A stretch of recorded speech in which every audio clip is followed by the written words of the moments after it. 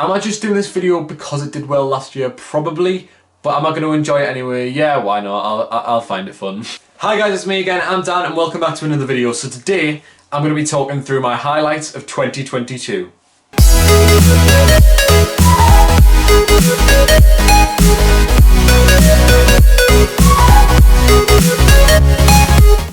So the way it's going to work is I'm going to go through each month of the year and talk about my highlight or favourite moment from that month. I do have one month where there's an honourable mention and then the main one, because I physically couldn't think of separating them. Although I have picked one as the main sort of thing. So yeah, but let's go straight into it. I'm just going to talk about generally one thing per month apart from that one month, which is May. So yeah, let's get straight into it. So starting with January. January was the time where I went on my first night out. I don't drink, but I still went out with people and I still enjoyed it, even though I didn't touch a drop of alcohol. And that's something which I sort of regularly try to point out to people, that if they don't want to drink, then they can still go out and socialise and still have fun and all sorts of things like that, but not have to drink in the process. And that's really important for people who just feel like they don't want to engage in that and that they don't want to drink. I've chosen to do it, but I haven't done it just because I don't want to drink. It's because certain things have happened in my life and shaped up to make me come to that decision. And so for me, it's something I like to do and not drink because it's not for me. But I also still want to go out, socialise with people, even though I have social anxiety as well, so it's very difficult for me. But I still I did it for the first time and I enjoyed it, and then I went on a few more this year. Yeah, it's, you know, it was absolutely a highlight because it was a breakthrough for me. It made me think, I can do this, I can go out, I can enjoy myself, and I don't have to drink. So that was my highlight of January. So February was a very difficult month for me. I lost my granddad, and so it was a very hard month. Probably not the hardest, because I think I handled things that were thrown at me in February a lot better than I did August, which I'll come to later on. But February was probably down there with the most difficult. The reason why February wasn't the worst is probably because Clark dragged me to a concert. After my granddad died, I wasn't going to go to that for obvious reasons, but Clark said to me, you know what, we've booked this, you'll absolutely enjoy yourself if we go, and it'll be a great time. And I did go and I did enjoy myself, so it really helped boost my mental health. And I guess thank you, Clark, for dragging me to the concert. It was to see KSI, and yeah, at that time me and Clark especially were both very much big fans of KSI. I still am sort of a big fan of KSI and the Sidemen, but yeah, I think he's sort of not as much of a fan now. But yeah, February, my highlight was going to see KSI. I've done so many things in March. This was a very difficult month to pick. I went to London twice. I did a singing workshop and then got properly boosted and told that I was exactly what they were looking for. I had my birthday, and sort of generally I felt like this month was where I started to pick things up and things were starting to go a little bit more my way. So what I've picked for my best moment or best time was my trip to London with uni. So the reason why I've gone with that is because on that trip, some of the things I've got to do were insane. I got to do a musical theatre workshop at Pineapple Studios. I did so much sightseeing. I went to see 2 shows which I'd never seen before, which were Dear Evan Hansen and Come From Away. Dear Evan Hansen, I'd heard some of the songs and I sort of knew a bit about what happened in it already. And so that one I'd gone to see because a lot of us wanted to go, and I was absolutely one of the people who really desperately wanted to see it. So that one was like that. But Come From Away, that was sort of the whole group trip. We went to the theatre all together, and Come From Away was something which I'd purposely not spoiled myself about, not looked into very much, and I was absolutely not disappointed. I loved it so much and I fell in love instantly when I went to see it. And they announced that it's coming on tour around the UK, and I'm absolutely going to see that when it's on tour in 2024. But that show, I fell in love instantly and I can't wait to see it again. Yeah, so for me, the trip to London in March with uni was my highlight. In April, my highlight was performing in my musical theatre showcase at uni. It was just so special, and it's an unbelievable memory to look back on. I think it probably wasn't my favourite show this year, but I loved it. Like, it was amazing. Some of the performances in there were pretty cool. We did Hello from the Book of Mormon. We did One Day More from Les Mis, which was probably my favourite, because I got to play Marius, and that was just a banging role to play. We also did Skid Row, and I got to play Seymour, which again was another amazing role to play, one of my favourites that I've done this year. I don't know if that was all of them, probably not, but it was definitely the standout three and the main three that we did. That performance was so much fun, and it was my highlight for April. So now we get to May. This is where the honourable mention comes in. So the honourable mention in May was seeing my own country finish in the top three, finish second at Eurovision, and get our best result in 24 years. Honestly, that was so validating for me, because just it boosted my mood, but also because I'm a Euro fan and a part of the Eurovision community. To hear people who don't know anything about it start complaining about how we never get a result, Europe hates us, blah blah blah, all this, when I know what the facts are about Eurovision, and then to see that thrown in their faces for us to get a result because we sent something good was unbelievable. And it just really validated me, because I thought, you know what, I've been telling you this for ages, I know what I'm talking about. Because I'm a Euro fan in general, I got to see that happen, and because I'm so passionate about it, it just was an unbelievable moment for me. But it was beaten by something else. The main highlight, the highlight which I'm going for me, is going to Wembley and finally seeing Sunderland get promoted. So Sunderland had been in League One for about 4 years, and it was getting to a point where the fans were getting extremely restless.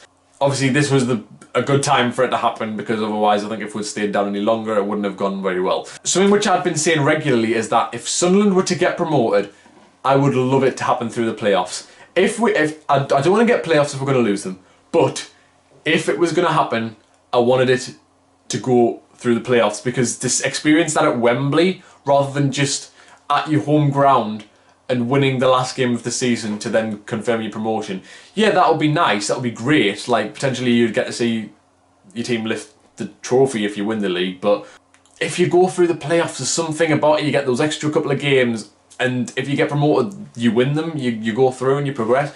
So for me, that experience of going to Wembley and seeing the promotion, there's not many things that would beat that. Especially considering I went to Wembley when we lost the playoff final, so to see the other side of that was just unbelievable. And yeah, so that's why that is my highlight for me. So in June, my highlight was going to London again. I went to London with my mum. Basically did the exact same trip that I did with uni, but I wanted my mum to experience that. And so we stayed in the same hotel, which was the Royal National. That was the same for the March trip as well. We went to see Dear Evan Hansen had Come From Away again, so I went to see those two again. But what we did see was Book of Mormon, so it kind of did give me something else. And we also went to the cinema on one of the nights to sort of change it up a bit. We went to see Elvis, which was a new film at the time. That was a great film. I loved that film. I liked Elvis before, but that film made me love Elvis, and I just sort of really love Elvis's music a lot more now. But yeah. In June, my highlight was going on that London trip with my man. In July, my highlight was going to the lakes. I know that sounds really generalised, but I can't really pick a moment from that because so much happened. I suppose if I did have to pick one, I'd probably say experiencing that boat trip on the lake, because it was just amazing. And some of the shots I got to look back on, like, it's just amazing. But generally, the highlight is just the lakes trip in general, because some of the things I got to do on that trip was just out of this world. Like that lake trip, we also got to see some amazing performances. Like I got to see that guy sing on stage in the entertainment, and he was amazing, and they were all amazing in that performance. Some of the stuff we did on the night times as well, like just chilling around and wandering and having a bit of fun, and just like it was all really nice. Like I think I did struggle with some parts of it because my mental health was starting to take a bit of a decline around that time. Honestly, I'm so grateful for some of the things that I've experienced, but you know, sometimes things don't work out for you as well, and you've got to acknowledge that. yeah, I am grateful for everything that happened, and this was absolutely a highlight and something which I will never forget. So the Lakes trip, 100% is a highlight and is my highlight for July. So August, this is where the mental health crashed to rock bottom. So I didn't really do a lot in August. I felt like in August it was one thing after another and I was really struggling. And I've tried to like get myself back up a little bit, and I've done some other things since then and built myself back up a little bit. So, but we'll get to that. But yeah, August was tough and I didn't really do a lot, but one thing I did do, which I put down as my highlight, is that I went to play crazy golf twice, and both were very, very exciting. You can see the standard for August if that's my highlight, but it was fun, it was great, I enjoyed it. I went once with Chris and once with my dad, and I lost them both, but nonetheless they were fun, and I love playing crazy golf. So yeah, August highlight is playing crazy golf twice. In September, my highlight was going to see Blood Brothers. So honestly, I have seen that show about 8 or 9 times, but honestly I don't know how many times. 8 or 9 might be an exaggeration, but I've seen it a lot, and yeah, I saw it again because why not. But yeah, it was so great to see it again, and I love that show and it makes me emotional every time, so that's great. But no, I loved it. In September, my highlight was going to see Blood Brothers. So October, this was a much better month for me. It really did build up my confidence and my mental health. Beginning of the month I was struggling because I had 2 performances to prepare for, and I felt like some of the rehearsals weren't really going my way. I did put everything into it and I got my rewards out of it in the end for both performances, even though I had to pick one. The rehearsals at the beginning of the month were a struggle, and so I was doubting it, but they did both come out incredibly well. I played The Alchemist in Conjuring at the Castle, which was at Hilton Castle in Sunderland, and we all did like a scare night and played our own little character and had a mini performance for 5 minutes, and mine was pretty cool. I enjoyed it. I played an alchemist who murdered his wife. So, but the highlight of the month in October was the video I put on YouTube performing at the Rugby League World Cup, because this for me was one of the most incredible experiences that I'd ever dream of being able to do. The whole performance felt so professional. We had proper costumes, and it wasn't just something that was thrown together like that you sometimes have to do when you're doing things at a smaller scale.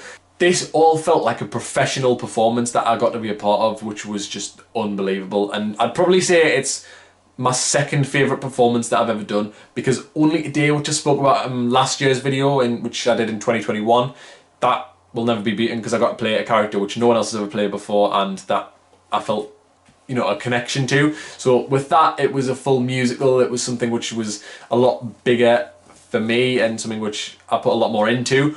But with this, even though I didn't necessarily have as much to put into it, because it was so professional and a big opportunity to do, it just feels like just one of the most amazing things that I've ever done. And probably this is my highlight of the year. That's what I'm going to point out here. That Rugby League World Cup performance was the highlight of my year.